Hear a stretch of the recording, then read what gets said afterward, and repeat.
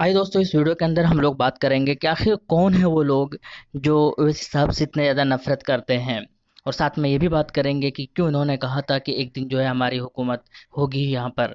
तो आइए दोस्तों, इस वीडियो के अंदर हम लोग बात करते हैं। तो सबसे बड़ा सवाल यही कि आखिर कौन है वो लोग जो इतना ज़्यादा नफरत करते हैं ओवैसी साहब से, एमआईएम से, या फिर मुसलमानों से, जो कि इनके नाम लेना पसंद नहीं करते, इनको सुनना, इनको देखना पसंद नहीं करते, और इसीलिए उनको जाने बगैर उनके उनके लिए अल्फाजों का इस्तेमाल करते हैं, जैसे जिहादी, पाकिस्तानी, देशद्रोह वगैरह वगैरह। क्या वो हिंदू भाई है? तो आपका जवाब होगा नहीं, वो हिंदू भाई नहीं है। क्योंकि हिंदू भाई के लिए जो है इन्होंने स्टेटमेंट दिया है कि हमें हिंदुओं से बिल्कुल भी नफरत नहीं है, लेकिन हाँ, वो लोग जो आरएसएस के मानने वाले हैं, आरएसएस के फलसफे को कबूल करते हैं, एक्सेप्ट करते हैं, जो आरएसएस बजरंग दल के फलसफे को मानते हैं, ऐसे लोगों से हमें नफरत है। और हम सारे ही लोगों को बिल्कुल नफरत है, क्योंकि वो देश बांटने का काम करती है, वो सीए जैसे बिल लागू करके देश को अलग करने का काम करती है, संविधान ना मानने का काम करती है। तो इस तरह से ऐसे लोगों से नफरत है। लेकिन बात करें अगर हिंदू भाई की, तो उनसे बिल्कुल भी नफरत नहीं है, वो किसी को भी नहीं है, क्योंकि वो हमारे देश के ही भाई है और सबको उनसे मोहब्बत है।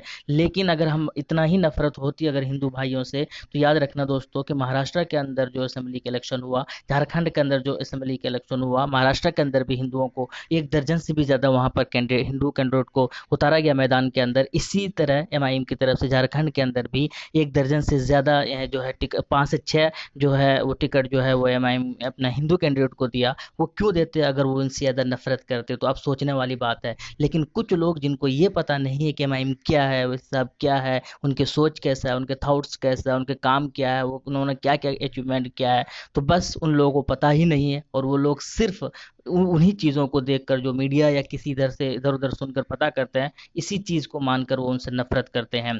आइए बात करते हैं इस तरह का जब जवाब कभी कभी देना पड़ता है। इस तरह से जवाब इसलिए देना पड़ता है क्योंकि कभी इनको कहता है कि आप पाकिस्तान चले जाओ। जब इनसे कहा जाता है कि आप पाकिस्तान चले जाओ, तो ये हमेशा ऐसे अल्फाजों का इस्तेमाल करते हैं कि इंडिया मेरे बाप की कंट्री है। और क्यों ना कहे, क्योंकि क्यों कहा जाएगा किसी को कि आप पाकिस्तान चले जाओ। लेकिन बात करें अगर इसकी, तो कुछ लोग के इस तरह के सवालों के जवाब में उस तरह के अल्फाज इस्तेमाल करते हैं जो उनका स्पीच में, जो उस तरह से इतना बेबाकी से या उतने हार्ड अल्फाज होते हैं, वो इसलिए होते हैं क्योंकि कुछ लोग कहते हैं कि आप मुसलमानों को पाकिस्तान चले जाना चाहिए था 1947 में। कुछ लोग कहते हैं कि मुसलमान को पैदा ही नहीं होना चाहिए था। कुछ लोग कहते हैं कि गद्दार है। कुछ लोग कहते हैं कि जिहादी है। कुछ लोग कहते हैं कि इसी की वजह से पूरी नफरत फैल रही है, देश बांटने का काम कर रहा है। तो इस तरह के लोगों के जवाबों में कभी कभी जो है हार्ड अल्फाज इस्तेमाल होते हैं।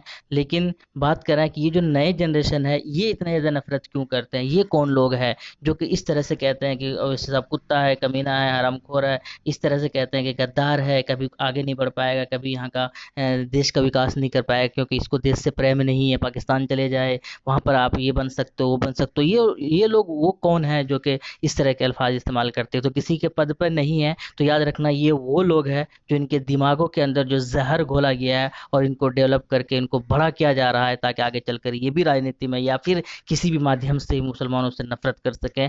ये वो लोग हैं जो आरएसएस के फलसफा को मानते हैं। ये वो लोग हैं जो बजरंग दल के फलसफा को मानते हैं। याद रखना, जो अच्छे देशभक्त होते हैं, जो अच्छा है, वो हिंदू हो, मुस्लिम हो, किसी भी धर्म के मानने वाले हो, वो प्रेम करते हैं। वो आपस में कभी भी नफरत वाली बात नहीं करते, कभी वो इस तरह से भड़काऊ चीज़ें बिल्कुल भी इस्तेमाल नहीं करते, बिला वगैरह।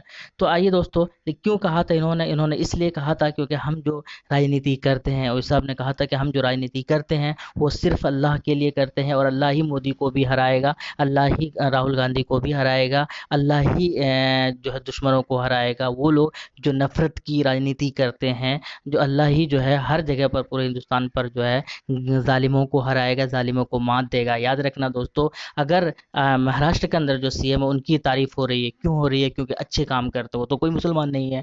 लेकिन याद रखना, जो अच्छे काम करेंगे वो फ़र्क नहीं पड़ता, वो किसी भी धर्म से बिलोंग करते हो, वहाँ पर उनकी जो है इज्जत होती है, वहाँ पर उनकी कदर भी होती है, उनकी तारीफ भी होती है। लेकिन जो नफरत की सियासत करते हैं, जो देश बांटने का काम करते हैं, जो संविधान को नहीं मानते हैं, फिर भी कुछ लोग है उनके ऊपर आंख बंद कर कर विश्वास करते हैं, जैसे उन्हीं को भक्त कहा जाता है। तो ऐसे लोगों पर जो है कहा जाता है कि ऐसे लोग, बस इन्हीं लोगों से नफरत है, और इन्हीं जैसे लोगों से नफरत होनी भी चाहिए। आपका क्या कहना चाहता है? आप क्या कहना चाहते हैं? कमेंट सेक्शन में ज़रूर बताइएगा।